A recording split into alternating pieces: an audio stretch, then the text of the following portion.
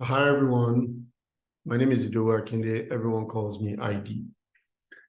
Today, season 3, episode 3. On this episode, we'll be discussing one of the techniques for solution validation, and this is called the rule of one.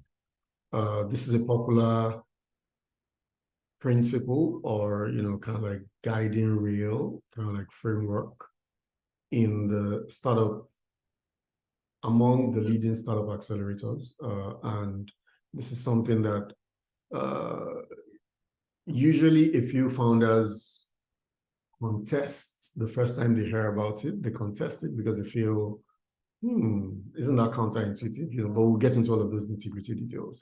Without much further ado, let's talk about the rule of one. All right. And there we go. So this principle states that a startup founding team should solve one problem for one customer with one product, okay, one product, which offers one killer feature and one revenue stream.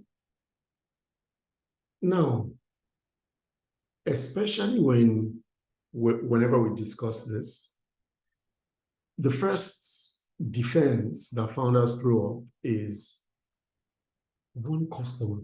Oh, if I don't quickly solve this, if I don't quickly solve all the problems for all three customer segments that I've identified or earmarked or elicited, then I'm leaving myself open to a competitor to, just barge in or come in, swoop in, and steal all my market share. That's the concern. But I am here to tell you, don't worry about that. That's not your concern right now. That's not your concern. It's not your immediate concern. It may sound counterintuitive at the beginning, the first time you hear it, but if you trust the process and follow the principle, you will discover that what this streamlined, narrow principle does for you is that it helps you focus your attention, resources, everything at your disposal like a laser toward solving one particular problem for that customer. And the positive side effect of that is that while doing one problem for one customer with one product, offering one killer feature and one revenue stream, if you follow that process to the end and you do it successfully, what you would have done is that you would have created what I call a scaffold, right? A skeletal structure that is repeatable that you can then use. And then the next time, right, when you've succeeded with one use case, quote unquote, right? One problem, one customer, one product, one feature, one revenue stream, then you can move up the ladder and offer multiple revenue streams, okay? Or at least multiple features, right? For the same customer, maybe multiple products for the same customer. And then you can start to think about solving multiple customers' problems, and then you see the point. The point is that initial focus looks like you are losing something, but you are actually gaining clarity, experience, a tactile, real, visceral appreciation for how this particular space where you are solving the problem works.